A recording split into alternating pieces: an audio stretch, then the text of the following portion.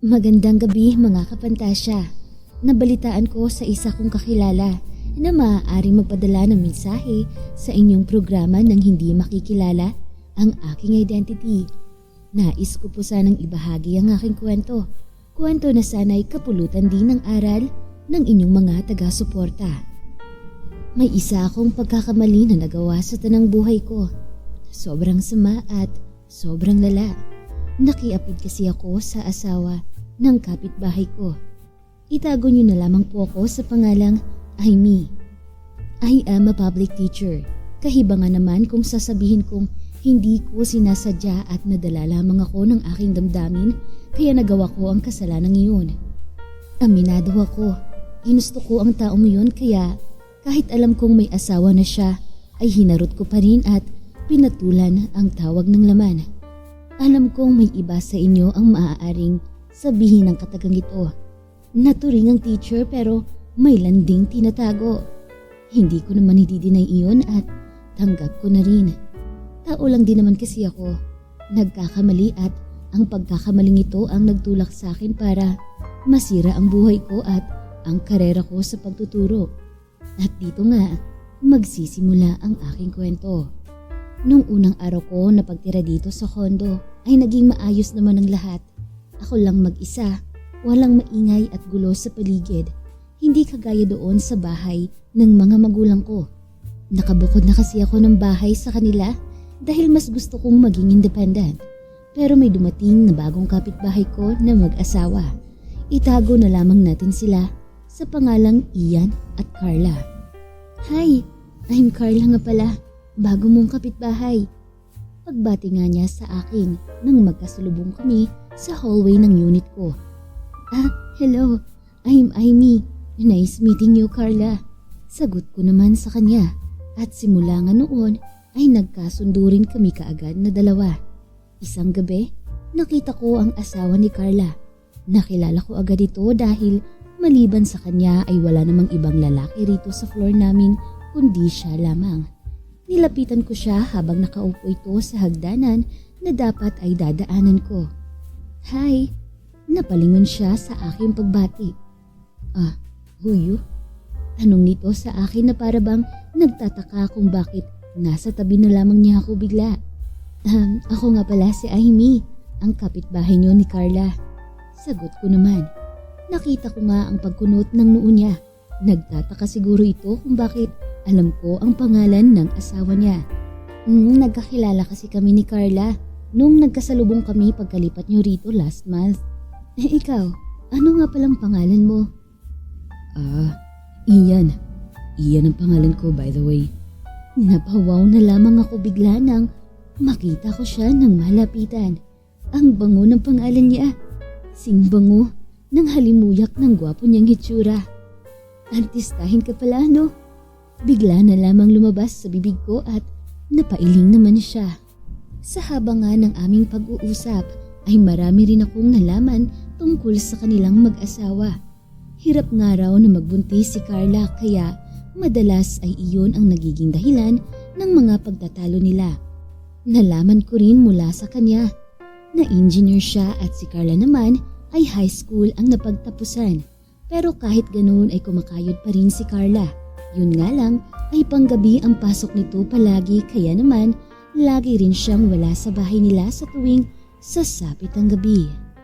Kaya isang gabi habang wala si Carla, inaya ko si Ian sa apartment ko at pumayag naman ito. Sinabi ko kasing nasira ang gripo ng CR ko at napag-alaman ko nga kasing tumatanggap siya ng trabaho kaya ginrab ko na ang pagkakataong yun. Amy, nasaan nga pala ang nasira mong gripo? Mahinahon itong tanong sa akin. Naka-bathrobe lamang ako kaya naman habang sinasamahan ko siya papuntang CR ay nakahawak ako sa kanyang braso at sinasadya kong ipadaos-dos ang aking sariling dibdib sa braso niya. Kita ko namang pagkagulat sa kanyang mukha. Pasensya ka na, naabala pa kita. Walang anuman, trabaho ko naman to eh. Maikling sagot niya naman sa akin. Nakasando nga lang siya at ang nakakatuwa pa roon ay nakikita ko ang muscles niyang namumutok sa laki at halatang batak sa pag-gym. Napalunok na nga lamang ako ng laway sa aking naiisip. Batid kong masama ang makiapid sa may asawa na, lalo na sa isang guro kagaya ko. Pero sa hindi ko malamang dahilan, hindi ko na napigilan pa. Kapantasya. Pinatulan ko ang tawag ng laman. Niyakap ko nga siya mula sa likuran na kanya namang ikinagulat at bigla nga niyang inalis ang mga braso kong nakayapos sa malaki niyang katawan. Hey, ano bang ginagawa mo? Mahinahon niyang tanong sa akin pero halata ko ang habol ng kanyang paghinga. Gusto kita. Matagal na. Pinigilan ko naman dahil alam kong may asawa ka na at alam kong malito pero putol ko ngang pagsasalita nang mapagtanto ko ang hindi ko pinag-iisipang lumalabas sa aking bibig. Nahihibang ka na ba? Tanggap mo na maging kabit ko kung sakasakali? Hindi siya makapaniwala sa aking mga sinabi. Pero kahit na ganun, ay nagkaunawaan pa rin naman kami ng nararamdaman. Lalo na at matagal na rin pala niya akong lihim na natitipuan. At doon nga nagsimula ang aming ugnayan sa isa't isa.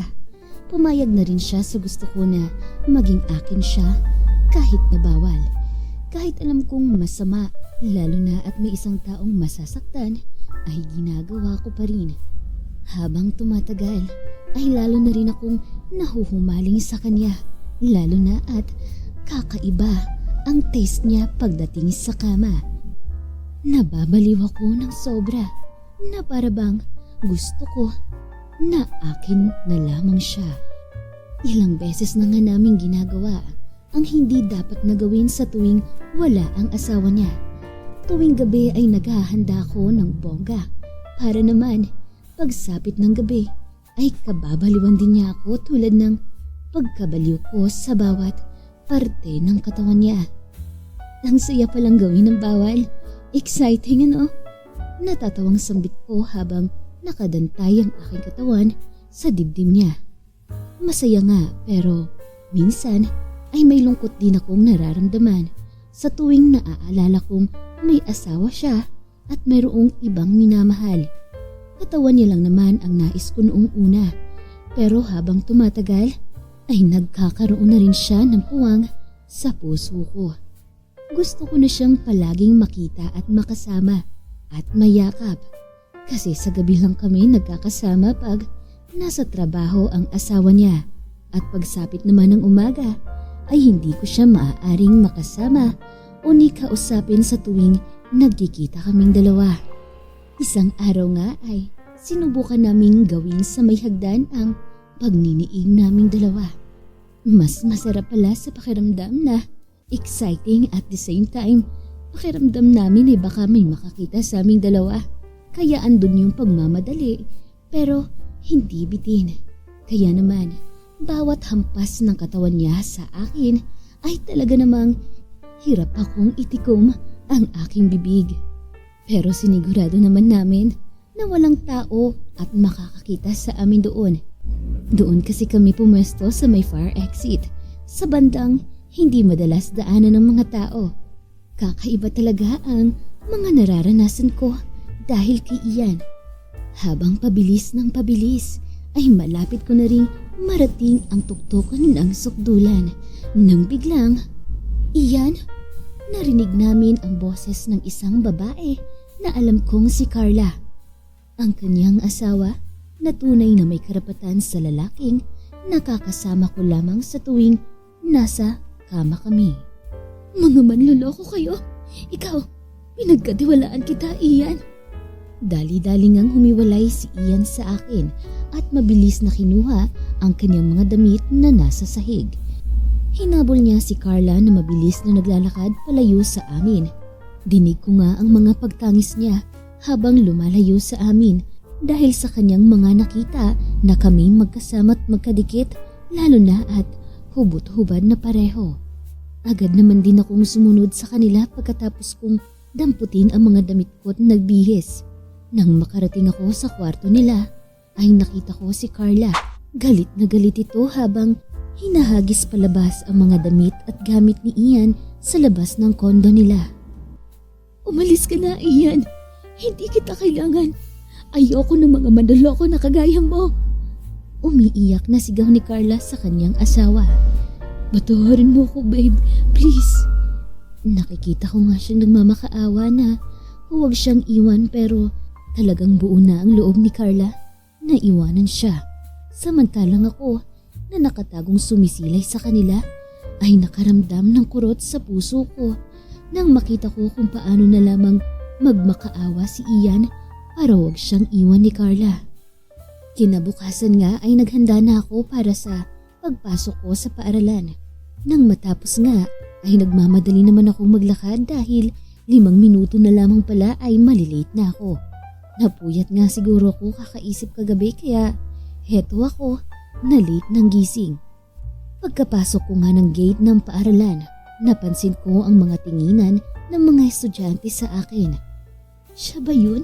Yung babaeng kabit? Naririnig kong bulungan ng mga estudyante na nasa paligid ko pati ng kanilang mga magulang. Siya ba yun? Oh, teacher pa man din. Tapos, naging kabit lang? Ew. Ramdam ng buong pagkatao kong may kinalaman to sa nangyari sa amin ni Ian. At hindi nga ako nagkamali ng aking mga hinala. Doon nga nagsimulang masira ang imahe ko sa mga tao, lalo na ang trabahong pinakainiingat-ingatan ko. Masakit dahil tingin nila sa akin ay isang homewrecker. Pero alam ko naman yun, mali ako at deserved ko lang din ito. Nagpadala kasi ako sa damdamin ko nang hindi man lang nag-iisip sa mga desisyong dinagawa ko. Kaya napapatanong na lang din tuloy ako sa sarili ko. Aminado akong apektado ako sa mga naririnig ko. Pero ang pinakamasakit sa lahat ay yung hinuhusgahan na nila ako agad na para bang buong pagkatao ko na ang marumi sa akin. Si Ian man din ay hindi na rin muling nagparamdam pa sa akin. Pagkatapos ng mga nangyari, wala kahit ni isang kamusta man lang mula sa kanya. Tinanggap ko na lamang na hanggang doon na lang talaga ang kung anumang namagitan sa aming dalawa. Di nagtagal, kumalat na rin sa buong campus ang patungkol sa iskandalong kinasangkutan ko. At dahil nga roon ay tinanggal ako sa paaralang pinagtuturuan ko. Kaya naman hindi ko alam kung ano ang gagawin ngayon. Pagkatapos akong paalisin sa trabaho ay lumipat ako ng Laguna para humanap ng panibagong paaralan kung saan ay hindi ako makikilala ng mga tao. Iyon bang hindi ako iiwasan dahil sa naging kabit ako. Yung hindi nila alam na may madilim akong nakaraan. Tinanggap ko na sa aking sarili na mag-isa na lamang ako sa buhay.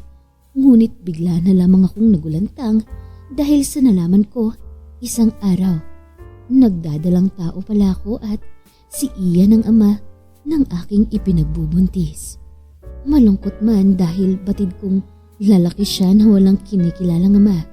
Pero handa akong panindigin siya at mahalin sa paraang hindi niya mararamdaman na bunga siya ng isang pagkakamali o ni maramdaman na kulang siya. Hanggang dito na lamang po ang aking kwento, mga kapantasya. Maraming salamat po dahil pinaunlakan niyo po akong magsulat at basahin ng kwentong ito. Sana sa mga readers out there, huwag niyo akong husgahan depende sa aking naging nakaraan. Naway magsilbi rin itong aral sa inyo na hindi sa lahat ng oras ay tamang ang puso ang ating pinakikinggan. Maraming salamat pong muli sa inyong pakikinig. Nagmamahal, Amy.